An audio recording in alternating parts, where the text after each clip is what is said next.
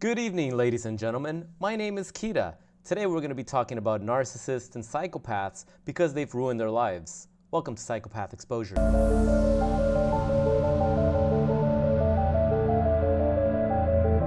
Hello, warriors. Welcome back. Got a question today by Lillian. She goes, "Hi, I was wondering if you had any advice on not bringing the poison from the narcissist ex into your next relationship."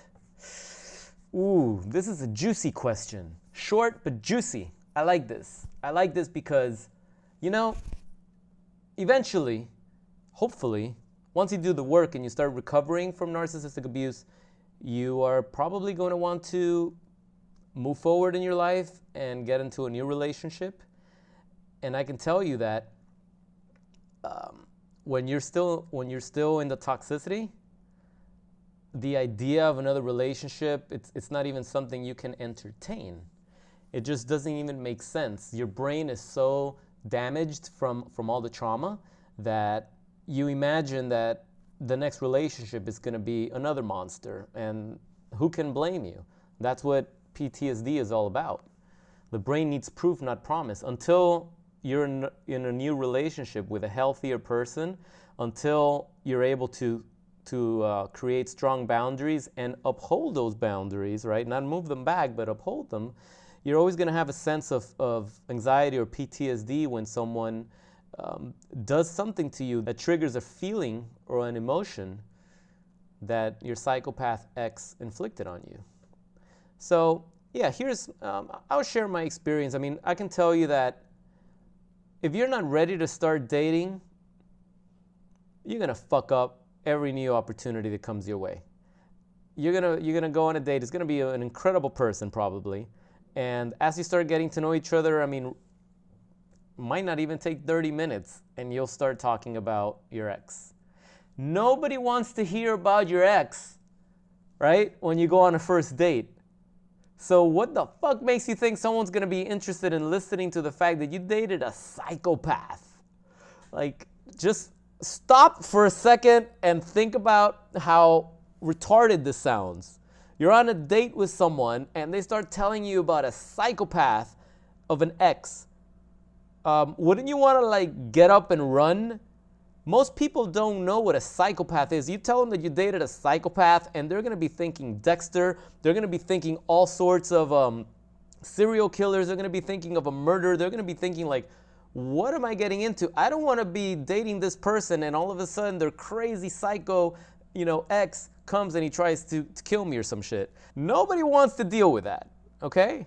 But it's hard to put ourselves in someone else's shoes when we're dealing with this type of situation. So the way it plays out is that you go in there and you want to establish trust right away with this new person. You want to let them know right away, hey, I need to feel safe with you, so I'm going to tell you what I went through because I need more validation and I need you to understand that I'm traumatized and I want to take things slow, but I want to let you know that I'm a good person and yada, yada, yada, and you're just going to ruin it. You're just going to ruin it. And then you're going to kick yourself in the ass. You're going to be like, why don't they call me back? Why don't they, you can just tell that there ain't going to be a second date. You fucked it up. Okay? This is what's going to happen if you start dating too soon.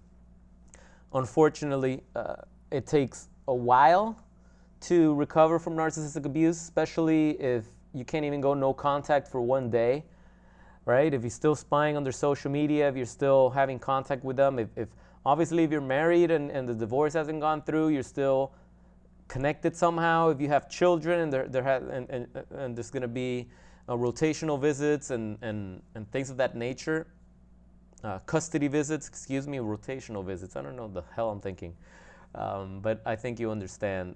It's going to be hard to go no contact 100%. So you're always going to be swallowing that poison unless you can actually learn to distance yourself completely and just disengage when whatever business transaction you have to have with them. You can actually gray rock them and just show no emotion, no words, short sentences, no questions, no conversation, and move forward. But still, it's going to take time for you to build that strength. So you want to make sure that you're ready to date. Don't just listen to your friends that tell you, oh, you got to go out there and just bang new punani. You know, obviously I'm talking to the fellas, but ladies, the same thing. You just can't do that. Especially ladies, you just don't want to do that. You don't want to do that because it's human nature to feel, to take advantage of people, regardless of how extreme you are in the polarity express, the polar express of good and evil. It's still human nature to take advantage of when temptation's sitting there. And if someone just feels that you're extremely vulnerable and they can take advantage of you, sometimes they just do it subconsciously.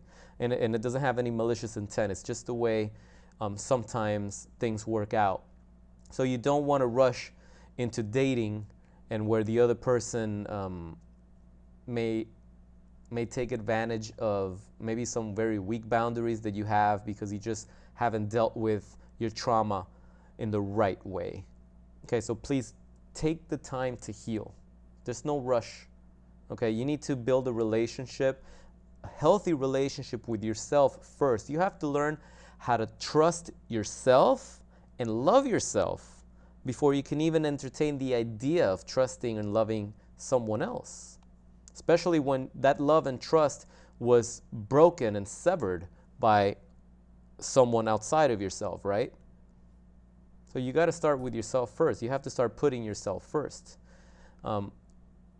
Once you move forward and you actually start dating and you eventually you do get into a relationship, even if it takes 2 or 3 years for you to finally be comfortable with starting a relationship with someone, it's still hard not to bring that toxicity, because the minute they do anything that triggers a betrayal, the minute they do anything that makes you question if what they're saying is true, if you find yourself not trusting them and you have to like check their phone and verify, shit's gonna get toxic. And that doesn't necessarily mean that it's your fault or that you're creating that. So, you know, like I said, people are toxic. There's damaged people, and chances are you're gonna find a connection with another damaged person. It's just what happens. Once you're broken, you just attract more broken people. It feels like home. I'm just being honest. It just feels like home. And then these damaged people their damage is gonna come out, their toxicity is gonna come out, and it's gonna trigger you. And then it's gonna be this destructive cycle. And at some point, you're gonna think that they're a narcissist. They're gonna think you're a narcissist. It's just toxic. So the important thing is to heal, is to learn how to let go, learn how to trust, learn how to love yourself, learn how to do the things that you've always wanted to do. Put yourself first.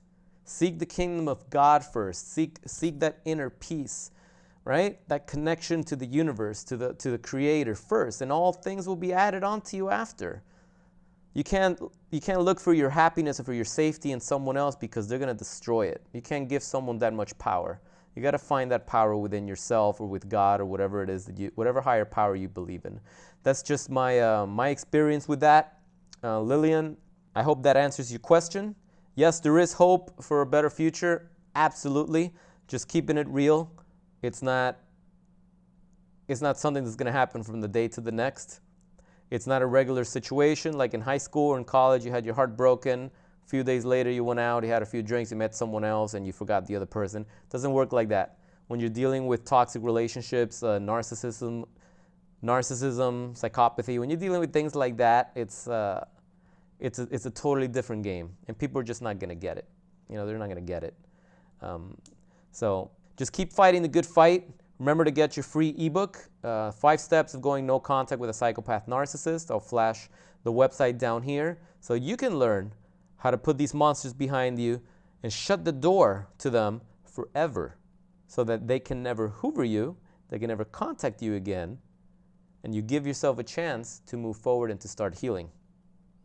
Also, if you'd like to work privately one-on-one with me, I offer coaching, mentoring sessions via Zoom, sometimes over the phone if it's easier.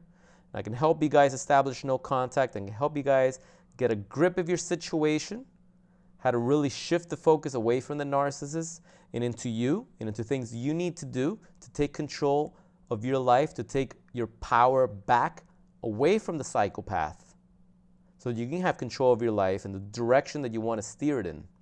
I can help you do that. It's very, very difficult to do this alone. I couldn't do it without the help of my mentor.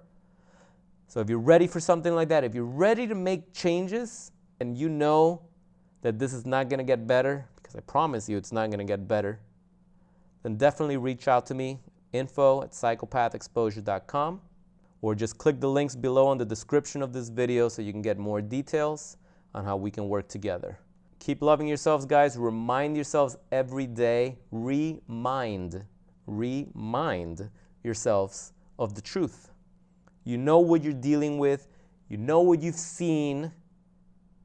Don't let these narcissists gaslight you and confuse you and lie to you ever again. It's bullshit. You know it's bullshit. Call them out for what they are. They're a malignant, psychopath, narcissist. So start taking back control of your life and putting yourself first so that you can heal, recover, and live an awesome life free from toxic people, narcissists, psychopaths, sociopaths, borderlines, BPDs, whatever. These are all toxic predators that have no business in a relationship, in a healthy, loving relationship. They have no business fucking with people like us. Okay? So stay strong, and if you have any questions for me, go ahead and drop them in the comments below. Hope to see you guys in the next video. Have a good one.